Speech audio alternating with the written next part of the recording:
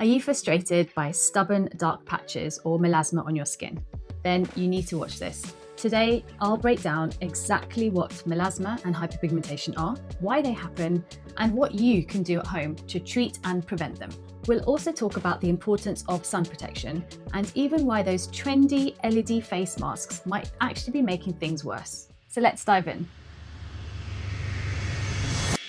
Let's start off by understanding the difference between melasma and hyperpigmentation. Hyperpigmentation is an umbrella term for any area of skin that's darker than your normal skin tone. It simply means excess pigment has been produced in that particular spot. This includes things like freckles, age spots or sunspots, dark marks left after acne, and melasma patches. These spots or patches can range in colour from light brown to almost black, depending on your skin type and also the cause. By itself, hyperpigmentation isn't harmful, but it can be frustrating and it can really affect your self-confidence. Melasma, on the other hand, is a specific type of hyperpigmentation. You might recognise them as large blotchy patches, often found on the face, cheeks, forehead, nose, or even on the upper lip. Melasma patches are often brown or greyish-brown patches. They are usually symmetrical, for example, matching patches on both cheeks, and is strongly tied to hormones, often during pregnancy or menopause, and can really be triggered by excessive sun exposure. So in this example, you can see a large melasma patch before any treatment has happened. It's quite brown in colour and they're often harmless, and with time they can become darker and really stand out on your face. They can be really stubborn and difficult to treat. Whether it's melasma or another type of hyperpigmentation, the root cause is excess melanin. Melanin is the pigment that gives our skin, hair and eyes its colour. It is produced by melanocytes, pigment-producing cells in the skin. When these melanocytes go into overdrive, then we end up with pigment issues. And here are 5 reasons why this happens. Number 1, sun exposure. Ultraviolet rays from the sun are the number 1 trigger for most hyperpigmentation. UV light directly stimulates melanocytes to pump out more melanin. In fact, many of those little age spots or freckles you see are a result of sun damage accumulated over years. Even melasma, though hormonally driven, will dramatically worsen with sun exposure. People often notice their dark patches get much darker after being out in the sun. Daily sun exposure, even just walking outside, adds up, and that's why wearing sunscreen consistently is so crucial. I'll cover the importance of this later on in the video. Number 2, hormonal fluctuations. Hormones are a major factor, especially for melasma. Changes in estrogen and progesterone levels, for example during pregnancy, being on the contraceptive pill, or even during menopause, can really trigger melanocytes, and this leads to patchy melasma outbreaks. In pregnant women, the surge of hormones in the 3rd trimester often leads to melasma. But the good news is, pregnancy-triggered melasma often fades after a few months of giving birth because the hormone levels start to normalise, but they don't often completely disappear. Number 3, heat and visible light. Interestingly, it's not just invisible UV rays that can cause pigmentation. Visible light, especially high-energy visible blue light and infrared radiation, basically heat, can also spur melasma to worsen. This means sources like strong indoor lighting or screens and any form of heat on the skin, think about yoga, saunas, facial steamers, can darken melasma patches. Melasma patients often notice their patches get worse in the summer, not just because of UV, but also due to the heat and longer exposure to daylight. Number 4, skin injuries or inflammation. This cause is more for other kinds of hyperpigmentation, not really melasma. If you've ever gotten a dark mark after a pimple has healed or after a cut, that's called post-inflammatory hyperpigmentation. Essentially, any trauma or inflammation in the skin can kick melanocytes into high gear as part of the healing process. Acne, eczema, bug bites, cuts, scratches, they can all leave brown spots after they resolve. The darker your natural skin tone, the more likely you are to get these dark marks after an injury. This is because your skin is very efficient at making pigment. Finally, number 5, your genes and your skin tone. Some of us are just more prone to hyperpigmentation. If your family members have melasma or lots of sunspots, you may have a higher chance of developing it. People with medium to deep skin tones, so Fitzpatrick skin type 4 onwards, have more active melanocytes, so they get dark spots more easily compared to those with skin types 1 to 3. About 33 to 50% of people with melasma report that other family members have it as well, suggesting there's a genetic predisposition. The good news is there are several effective treatments that you can do at home to fade dark spots or the melasma patches. The not so good news is that these treatments take time and consistency. Don't expect an overnight miracle. Often, the best approach is combining a few methods and being diligent with daily application. While these at-home options can significantly improve hyperpigmentation, melasma, on the other hand, might not go away completely, and it can reoccur. Think of the goal as managing and lightening rather than curing. So here are my top treatment options. Hydroquinone. This is the gold standard of lightening creams. Hydroquinone is often considered the most effective topical ingredient for fading hyperpigmentation. It's a skin lightening agent that works by blocking an enzyme called tyrosinase, which is crucial for melanin production in the skin. By slowing down a pigment-making factory, hydroquinone gradually causes dark spots to fade. In fact, hydroquinone cream is regarded as the standard depigmenting treatment for conditions like melasma, freckles, and post-inflammatory marks. About 70% see their patches significantly lighten or clear after using hydroquinone twice a day for about 3 months. And to be honest, I think that's pretty impressive. Hydroquinone is available over the counter at low strengths, around 2% in most countries, but stronger versions, 4% or higher, are available on prescription. A common regime is using hydroquinone cream twice a day for 3 months and then taking a break after this period. We usually don't use hydroquinone continuously long term because the skin can develop resistance or irritation.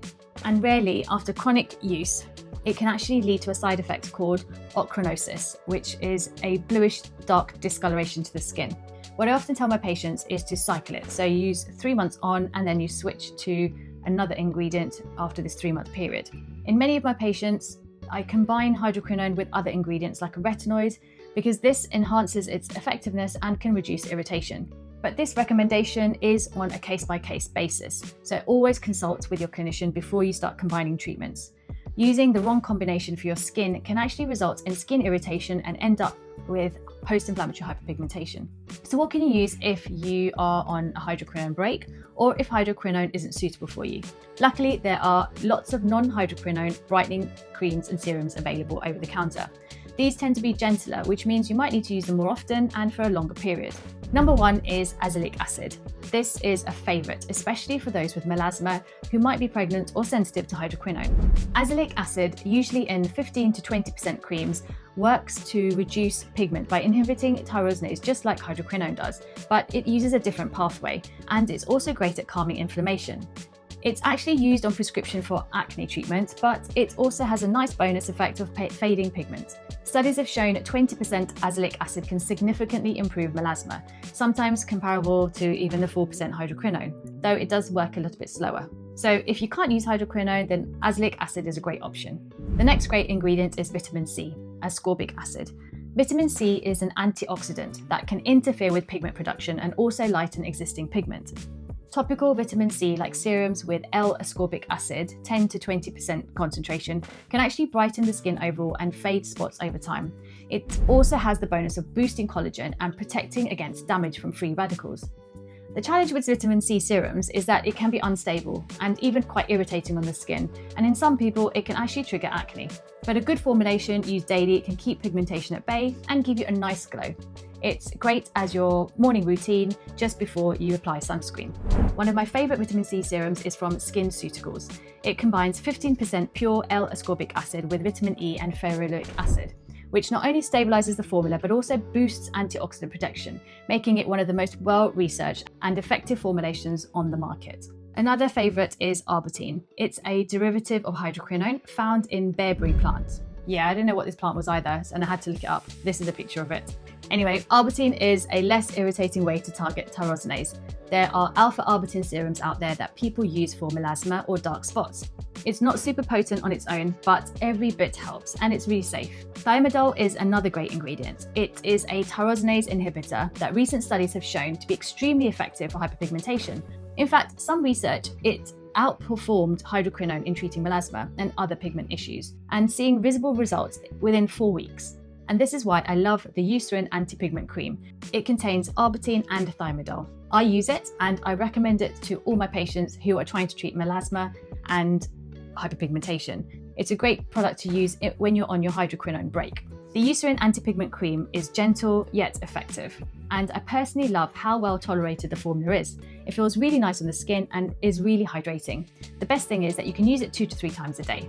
There are also two other products, sort of newish products on the market. One is tranexamic acid. Tranexamic acid is actually a medication that has been used for years orally to help treat heavy periods. Over time, dermatologists discovered that low-dose tranexamic acid can actually improve melasma. It works via multiple mechanisms, and it's thought to reduce melanocyte activity and to diminish the abnormal blood vessels in the melasma-affected skin. Melasma lesions often have more blood vessels, which is why it contributes to that discoloration.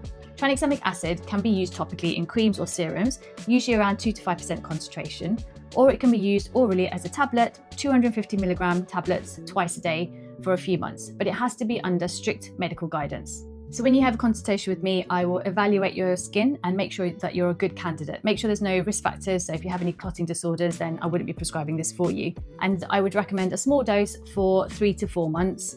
Many of my patients who have tried everything else have found that oral tranexamic acid finally makes a big difference. I often use this alongside topical treatments, obviously use sunscreen, and this provides a multi-pronged approach. The other newish ingredient is called cysteamine. This is available as a cream mask and has been shown to be effective against melasma. It's a bit stinky, it has that sulfur odour and can irritate people's skin.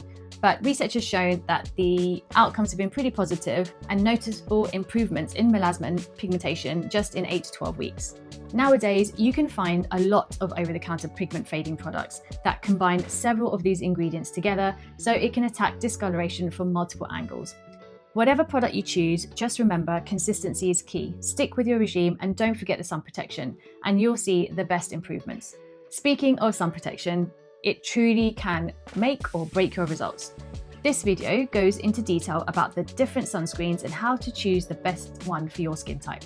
If there's one thing I want you to remember from today's video, is that sun protection is absolutely essential when dealing with hyperpigmentation or melasma. All the creams in the world won't help if UV rays and visible light are continually triggering new pigment. To put it simply, an effective anti-pigmentation routine is 50% of what you put in your skin and 50% on how well you protect your skin from the sun and light. You can't really skip the prevention part, or you'll be taking 1 step forward and 2 steps back. The people who see the best improvements in melasma and hyperpigmentation are those that really become obsessive and religious about sun protection. Now, while we're on the topic of light and how it affects melasma, let's talk about something that I get asked a lot about: LED masks. They are marketed as a solution for everything from acne to aging. But if you have melasma, not all light is your friend. In fact, some devices could be doing more harm than good. In recent years, LED light therapy masks have become a popular at-home beauty gadget. These devices emit different colours of light, usually blue, red, and sometimes near infrared, and they are marketed to help with acne, aging, and skin rejuvenation. It is important to remember that not all LED masks are made equal, and this is when things get a bit complicated. The manufacturing of these masks are not regulated and not standardized. The companies self-test the products, so we don't really know how much light is being emitted, the distribution of the light, and how much heat is being produced. There is evidence that high-intensity blue light exposure can darken melasma or cause pigmentation. The blue light used in these medical studies that showed darkening was actually at a higher dose than what most at-home devices emit, but it's hard for consumers to know exactly what dose they're getting because the products are not standardized. So if you have melasma, then any unnecessary blue light to the face is probably not a good idea. LED therapy, when truly low level, shouldn't produce any heat. However, not all home devices are well calibrated. Some LED masks, or even prolonged use of the mask, can lead to a bit of skin heating. Heat is a known melasma trigger. Even a mild increase in skin temperature can set off melanin production pathways. If an LED mask isn't designed carefully, it might heat up your face. So my advice is, if you have melasma, be really cautious with at-home LED devices. They are not proven melasma treatment, and there is potential to do harm if you're not careful. If you really want to use one, then avoid blue light settings. Make sure you limit your sessions, and remember, more isn't better. And please pay attention to your skin. The moment you notice your pigmentation is looking worse, then discontinue the mask. Managing melasma or hyperpigmentation can feel like a journey, but with the right knowledge and the right routine, you can definitely see improvements. Consistency and patience are your best friend in this process. And remember, sunscreen, sunscreen, sunscreen. If you have any questions on melasma, hyperpigmentation, or any of the treatments I've mentioned, then drop them in the comments. I'm happy to help. Thank you for watching.